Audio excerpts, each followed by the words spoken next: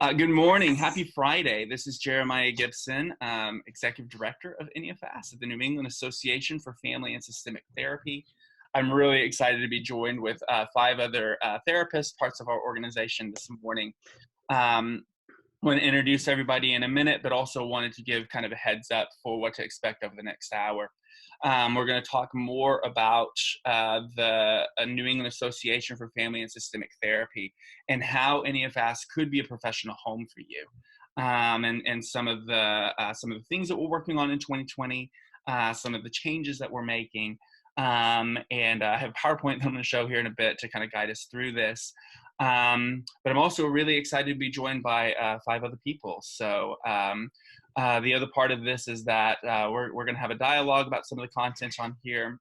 So without further ado, let's introduce the other people on this call. Can I start with Emma? So I'm Emma Buglich. I'm a current second-year student at William James College for Master's in Mental Health Counseling and an emphasis in couples and family therapy. Currently doing an internship with in-home therapy work and graduating in May. Great, thanks, Emma. Welcome. And I was just going to say I attended the NEAFAST conference here at William James, which really sparked my interest in learning more about it. So wonderful. Let's go down to Brian. Hi, my name is Brian Hart. I'm a full-time mental health counseling student at UMass Boston in my first year, and interested in family and therapy because I believe in the family aspect of it. Thank you. Thanks. Jason. All right, cool. So my name is Jason Neely. I'm a licensed marriage and family therapist in the state here. I must confess that I've been out of practice for about a year or so, but I'm looking to kind of get back into the NEAFAST organization and family therapy and systemic therapy. I think I come from the world of autism and doing a lot of work in there, and I think I can share a lot of interesting and different experiences with this group of family therapists.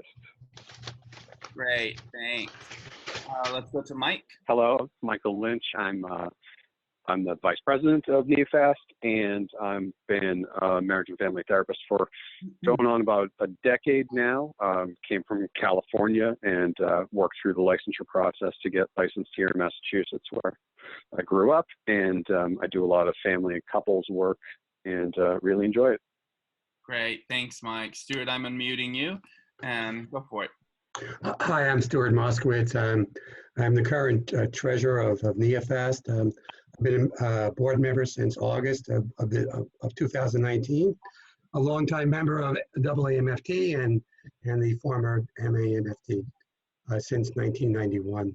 I'm currently retired, but I still want to be involved in developing this fabulous association. Thanks. Thanks, Stuart.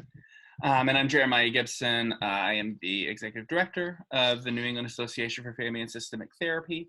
And I'm really, really excited to have you aboard. I truly believe both in this organization and, more importantly, believe in the power of family therapy and systemic therapy as a way of creating long-lasting change in everything from couple relationships to larger systems and organizations.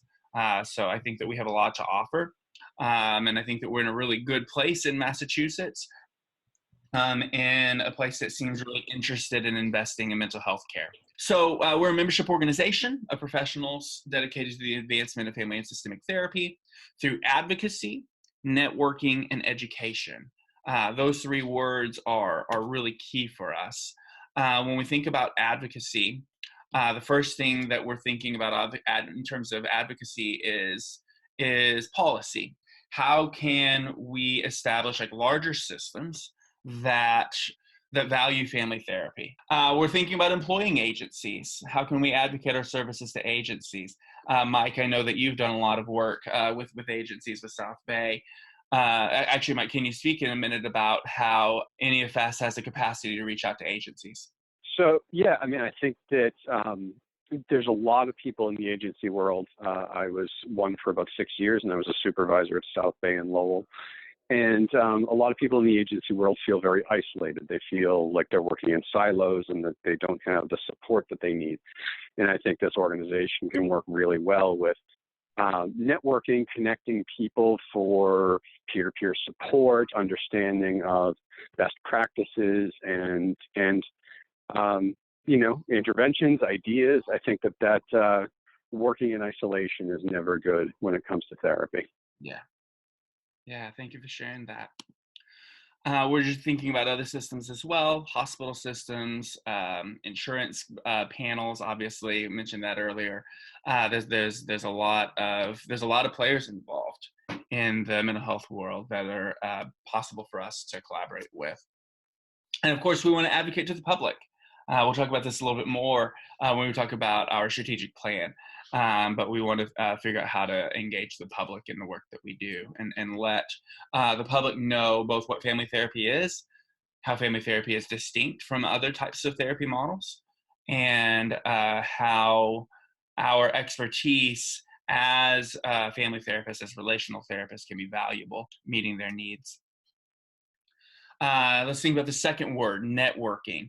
Emma, you mentioned the State of Therapy Conference. We'll talk more about the State of Therapy Conference in a bit, but that's a big networking opportunity for us, spaces to build relationships, to get more involved in the organization. We do have a member directory, so folks that become members of NEAFAST can have their information on a member database that is through our website. We're continuing to work on the improvement of that, but that is a perk of membership. And we also communicate online, virtually through a newsletter that we send out weekly, and then through social media streams. The big thing that we're working on right now is education. We're interested in promoting quality continuing education around family therapy. We do that through conferences, including conferences that we partner with other people with. We'll talk more about that in a minute. The big thing that we've worked on in 2019 is a continuing education evaluation program. So we are the approved body by the Allied Board of Mental Health to evaluate continuing education for licensed marriage and family therapists. That puts us in a bit of an interesting position. We are an extension of the Professional Marriage and Family Therapy Organization from Massachusetts. This is also not just an MFT organization. We're interested in working with all therapists who practice systemically, who do family therapy, who do relationship work. Mike, as you were talking about in the agency world a bit, and you probably have better data than I do, but there are thousands of therapists in Massachusetts who are doing family therapy, specifically in agencies, who lack the support, who lack kind of the ongoing training. And one of the ways that we'd like to position ourselves as we grow is to support agency workers, to support newer therapists in the field as they learn how to engage with larger systems, which can be really, really overwhelming. And then we're also interested in the development of content. And we'll talk about a couple of ways in which that works in a bit. So I want to show this. Those of you that were at the State of Therapy Conference may maybe seen this before. This is a kind of a visual representation of our strategic plan. We have 4 different categories of people that we're reaching out to, starting with members. How can we support other systemic therapists? Learners, how can we promote systemic approaches to other therapists? Other systems, so how can we promote systemic approaches to other organizations? And then ultimately consumers, like how can we describe and promote systemic approaches to the public? And what I want to do for the next 10, 15 minutes or so is to describe some of our strategic plan for 2020 and thinking about how we are planning on addressing each of these quadrants, or each of these circles. Quadrants are squares, I suppose. So feel free to ask questions Mike Stewart, I know that the two of you have been very influential in developing this plan as well. Feel free to chime in if you feel like I'm missing any sort of information. So let's start with members. The first thing to keep in mind is that our budget is membership driven. So by that, I mean, in order for us to do the things that we want to do, we need members. We want people to join. One of the ways that you can support is by joining NEAFAST, by becoming a member, or if you're already a member, by renewing membership. Our calendar year's March 1st to February 28th, or this year, February 29th. So that joining in the next week or so allows you to have a full year as worth of access to the services that we provide. For licensed folks, it's $100 to join. For pre-licensed folks, it's $50. For students, it's $25. So keep that in mind, and you can. We'll talk more about this in a bit, but you can register for membership online. There's this ongoing question of what's in it for me. What's in it for me as a member? One of the big things we have to offer at this stage is discounts to conferences, especially the conferences that we co-sponsor. There's also a few other organizations. Therapy Training Boston does this. A Sexual Health Center in Quincy does this. That will provide some discounts also to NEAFAST members. But that's one of the big membership benefits. Members get free advertising. Again, we have the newsletter. We have our Facebook page that are our main sources of advertising information. As a member, if you have like a classified, if you have a conference that you're presenting at, feel free to send that to us as part of the membership process. You get a weekly newsletter that has upcoming events, upcoming continuing education opportunities, and then also other ways to partner with us in meeting our goals. I want to speak to students and to preclinical folks on this as well. We have something called the Emily Mitchell Scholarship Fund. Stuart, I think you knew Emily Mitchell better than I did. Can you talk a little bit about Emily Mitchell?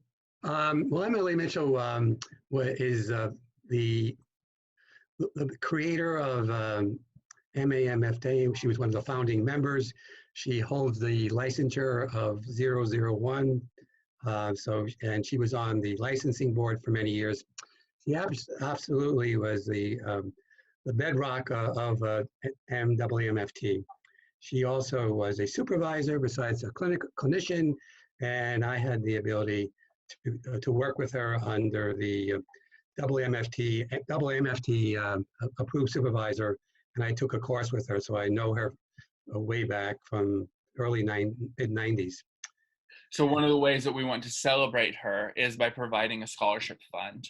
Her family's donated quite a bit of money to that. We've had some members that have donated money to that as well. So for the events that NEAFAST specifically is either co-sponsoring or hosting, students and preclinical folks that are members get free admission to those conferences as a result of the Emily Mitchell Scholarship Fund. So that's one of the ways that we want to thank you, to value you and your development as a therapist and as your interest in joining our field. Another big membership benefit is the lobbying and advocating for family therapy. Before this call started, we were talking about some lobbying work that I've been doing for family therapy regarding a Senate bill that recently passed. I'll talk about it in a minute. Your membership benefit allows us to send representatives. Sometimes it's me, sometimes it's somebody else to different policy meetings to collaborate with other folks in the state of Massachusetts to improve family healthcare policy. I want to talk briefly about the State of Therapy Conference. The State of Therapy Conference is our annual strategy meeting. We're looking to have it again, hopefully, fingers crossed, in September of 2020 this year.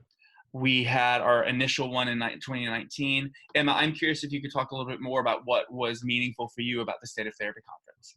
I think definitely as a student, what you were talking about earlier in terms of especially the agency work being very isolating, and just not having a clear understanding of family and systemic therapists beyond my cohort. I think it was really useful opportunity to come together with other people in the field that are also in this area, as I'm not from this area. So it was a great opportunity to connect with other people and talk about issues that made me realize that I'm not alone in how I'm feeling about kind of the state of therapy, especially in Massachusetts. So it was kind of a very empowering experience as a future marriage and family therapist. Yeah, thank you for sharing that. In 2019, we talked about 9 different challenges in the mental health world and had started some conversations about how therapists can be a part of the change, can influence change in some of the systems. Everything from best practices of couples therapy to developing kind of a supervision model, both for students and agency workers, and also peer supervision models for licensed folks. So we're excited to use some of the ideas that were developed at that to help build our strategic plan that we're talking about here in a bit. So I want to talk a little bit about learners, folks who are therapists who might also be interested in learning more about how systemic types of therapy, family therapy, relational therapy can improve their practice. One of the big values of NEAFAST is collaboration. We're not interested necessarily in reinventing the wheel, but we are interested in developing partnerships. One example of that is with the Couple and Family Institute of New England, which is a family therapy training center in Northampton. We're collaborating with them and Brightside for Children and Families to co-host the in-home family therapy workshop on April 25th. And you can get more information about that at our website at www.neafast.org. We're also collaborating with William James College to do a family therapy conference, probably November, although be on the lookout for more information about that. And we're also interested in developing content with other people. One of the fun things that we've done is a YouTube channel. There are, I think, 7 interviews. This one will actually be number 8 that will be on our YouTube channel with different therapists throughout the state and actually throughout the U.S. We did an interview with Stan Tatkin, who lives in California, and this content that we do is a way of helping other people engage with the material, engage with therapeutic information in different ways. So we're definitely interested in collaborating with folks to do videos, to do blog posts. And Jeremiah, if I can just jump in real quick, we've also talked about getting a NEAFAST podcast going, and that's hopefully something we'll get going in this calendar year. Absolutely, yeah, and that leads us into goals for 2020. The NEAFAST podcast is definitely one of them. We're also interested in doing monthly online discussions. And online CEs for ethics. Part of what we'll need to kind of think about is developing a process for a webinar service.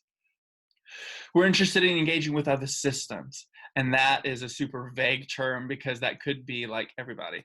But specifically, one of the ways that we started with this is with CE vendors. So in the mental health world, there are organizations who promote continuing education, who do events, trainings, as well as other individuals. So we've been collaborating with those folks to ensure that LMFTs in Massachusetts can get credit for their continuing education requirements, and also so that we can get their information out to a wider swath of people. I want to talk briefly about S2519. This is a bill that was founded by Julian Sear. Senator Sear is a senator in the Cape. So we've been in conversation. I sent out emails to the senators that were involved in that process. On Tuesday, I had the chance to meet with 2 senatorial teams, Senator DeZolio and Senator Tarr. both of teams expressed continuing interest in collaborating with us and working with family therapists to improve the implementation of some of the bill that's on some of the information that's in the bill. We're also interested in partnering with other policy collaborators. There's an advisory council that meets for CBHI. There's a trauma task force team that we've been involved with. Just conversations that we can show up, describe the systemic perspective. So one of our goals is figuring out what tables can we involve ourselves at. And that includes also working with agencies as well. We're hoping that a video interview that I did with Janine Roberts, who is our presenter at the In-Home Therapy Conference in Northampton, we're hoping that that can be a way to help engage with agency directors to build dialogue and hopefully to direct people into the conference. And we're also interested in graduate programs. In the fall of 2020, we have a couple of ways that we're looking to involve graduate students in some of the work that we're doing. The fourth circle is consumers. So we're interested in engaging with the public. And one of the big things that we're hoping to define in 2020 is helping to really narrow down what is family therapy. One of the breakout sessions from the State of Therapy Conference is meeting to discuss how do we want to present that to other therapists, to members, and then ultimately to the public in ways that consumers can understand how family therapy can be valuable to them. One of the values that we have is this idea of scope of practice. Scope of practice meaning that as therapists, we're ethically required to practice according to our own expertise. And if we don't have that expertise, we receive supervision, we receive training. One of the areas in which that is very much not observed, from my perspective anyway, in Massachusetts is around couples therapy. There are a lot of folks who are doing couples therapy, a lot of folks who are doing family therapy who have minimal training. So we're hoping to be an organization that can be a resource for those therapists. One of the ways that is developing a comprehensive assessment for couples therapy, something that can be used, a resource that can be used by members and other folks that are interested in doing couples therapy. And then a similar thing for family therapy. Jason, I know that you've talked with us a little bit about developing a family therapy training module. I'm curious, Jason, if you could talk about that for a minute. I think the family therapy training, I've talked with a few others that are involved in NEAFAST, is kind of around getting back to basics, if you will, about how to think about systemic therapy and kind of how you can implement that into your practice. So I think very broadly speaking, instead of kind of focusing on these individual models, but just thinking about what are some of the overarching themes of what family therapy is, and kind of having some of that content become available for not only current MFTs, but also other folks that are working systemically or would like to work systemically. So say one more thing just about kind of our vision and thinking about where we're going.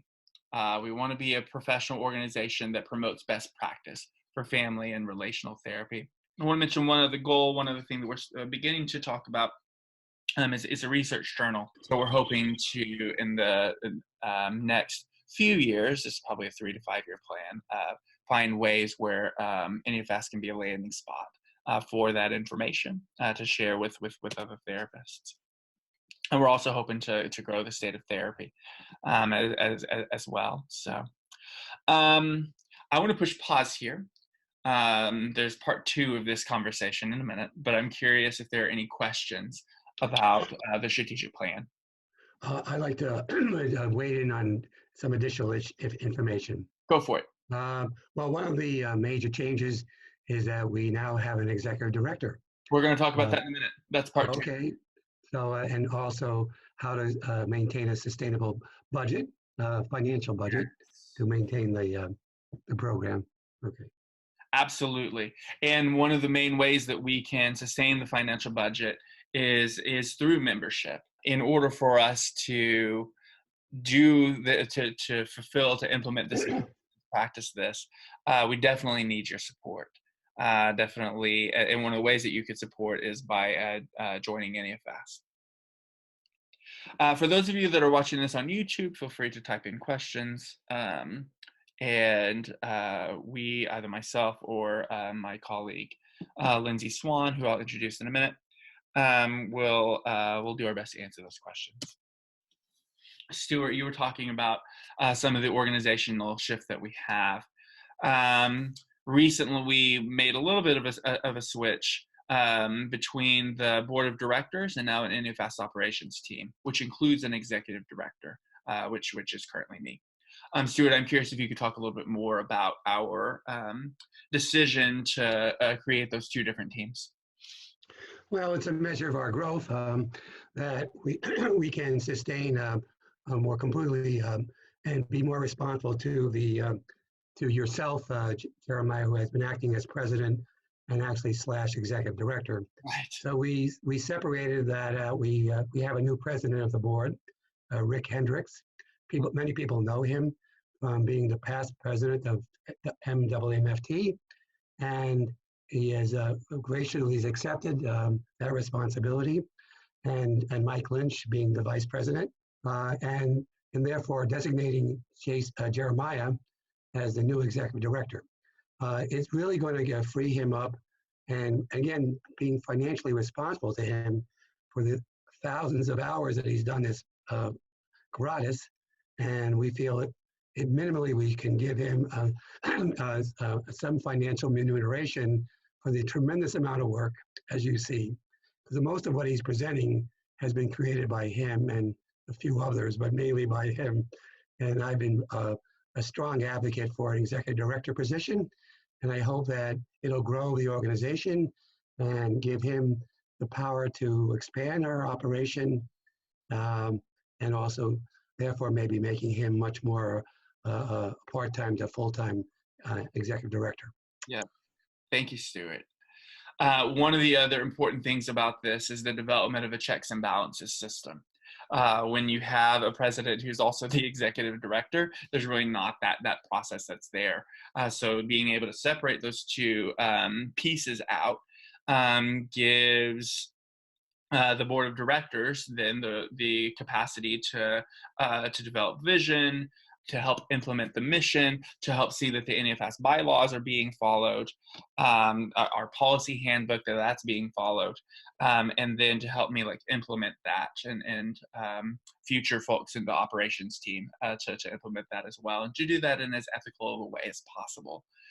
I'm grateful for that move as well. Stuart, you mentioned some board members. So Rick Hendricks is our president, Mike Lynch. Stuart is our treasurer. Mary Jane Beach is our secretary, and we also have board members, Delphina Dew, Catherine Manners. I thought about putting in here you in question mark, because one of the things that we are interested in doing is expanding our board and are hoping that your presence here, both on the Zoom meeting and then also by watching the YouTube video, that will you'll be interested in helping develop the following: help to determine the mission, the purpose of our organization, and to talk about it both on an abstract level, a theoretical level, and a practical level through the strategic planning process, some of which I've already talked about. The NEAFAST board is responsible for establishing financial responsibility, and also approving and monitoring the services and products that we have. And my hope is that the NEAFAST board and the operations team will be able to work in tandem. We have an assistant, Lindsay Swan. Lindsay has done a lot of wonderful work for the continuing education program. She's also done some really important marketing work for us as well. She also oversees the Facebook page. And the operations team then implements the strategic plan with the help of volunteers. And then that's overseen by the executive committee. So hope that you're able to see kind of how those two teams, ideally anyway, will work together. I know that this is boring stuff, talking about bylaws, talking about legalese. Therapists that are watching this, I hope that your eyes aren't glossing over at this part. But this is important information. We're a nonprofit, so we're 501c6, which means that we're a nonprofit that is, first of all, a membership organization. And that is also promoting educational purposes. We're a little bit different from a 501c3. 501c3 is kind of a more generic nonprofit. There are definitely advantages to being a C6. One of the disadvantages of being a C6 is that our streams of revenue are fairly limited. So that's another reason that membership dues, membership fees are really important for the survival of our organization. We have in the bylaws requirements for board members. If you're interested in being a board member, I'd be more than happy to send some of that information to you. We have that in the bylaws, and then there's also a page in our policy handbook. The bylaws require that we do an annual business meeting. Last year we did that at the State of Therapy Conference. We'll do that next fall as well, to talk about the finances, the implementation of the strategic plan, and the direction of the organization. We also have a conflict of interest policy. Again, we want to be ethically responsible in what we do. So there's a process for conflict of interest. The policy handbook has a strategic plan. It has decision-making processes that we attempt anyway to adhere to. Everything from Robert's Rules of Orders to ways of developing kind of guidelines for developing products and services, marketing plans, budgetary considerations, those types of things. Any questions about like the organization? I was wondering if in the bylaws, I'm not a devotee of reading them too much. About having a student member, is that something that we don't differentiate? Is you just a member? If you want to become a board member, you could be a student? Yeah, that's not something that we differentiate. I'm so glad that you mentioned that. Because a board member, if you're interested in being a board member, Right. there really aren't, I mean, really the requirement is that you're a member. Okay. All right, sure. We don't have a cap on the amount of student board members that we can have. In fact, we want to diversify the type of board that we have. Yeah, right. So, you know, if you have legal experience, if you have financial experience, if you have marketing experience, we'd love to talk with you more about being a part of our team, as well as if you're a therapist who's practicing and seeing however many clients that you see a week. We definitely want as many voices to be a part of the board as possible. I think our cap in the bylaws is 11 board members, just a heads up. So there's definitely some open board member positions. I feel like this is a bit of a PBS ploy, but our organization really runs on volunteer energy. I recognize that is tough. I recognize that we all have a lot of hard jobs, and that's before we talk about like family responsibilities, social responsibilities, you know, things like that, social needs. So any kind of help that you can give in terms of volunteer work is really helpful. I'll do the best that I can to invite folks into that process, to be as clear as I can with expectations. And again, another way that you can help our organization out is by becoming a member.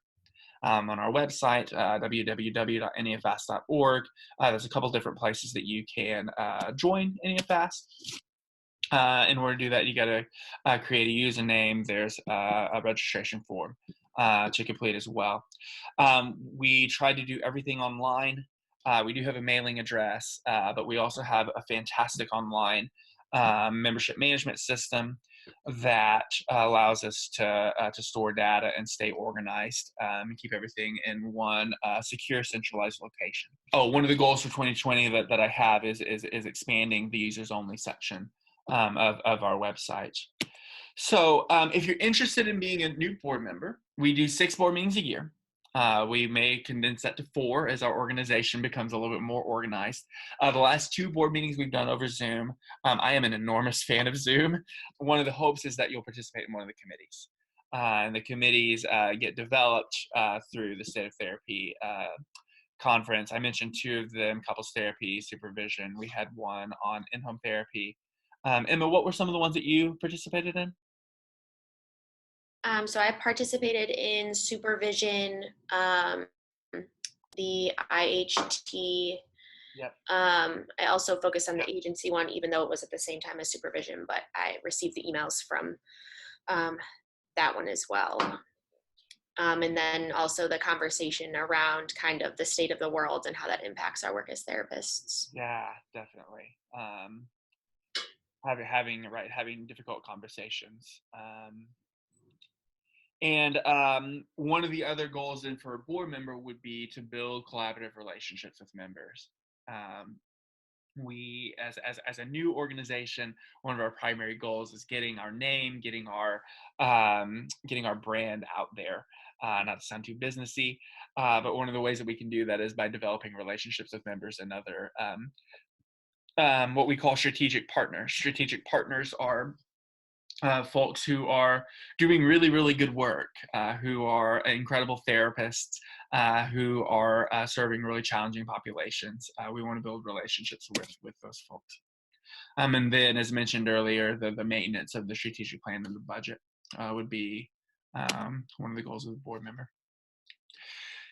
I want to push pause here. There's a lot of information that I threw at you all. I'm curious what questions you have. Hi, Jeremiah. It's Brian Hart. I don't have a question, but more of a comment that I have a special interest in families of divorce and serving children in families of divorce and something called parental alienation. So I'll talk with you offline on how we could include that as part of an educational process. Yeah, absolutely. Absolutely. One of the beautiful things about systems theory is the idea of equifinality, the idea that there's multiple different ways to get to like the same outcome. So we're interested in engaging with as many different perspectives out there and providing that information to our members, to our interested parties. So Great, thank you. Thank you for mentioning that. Other questions or comments?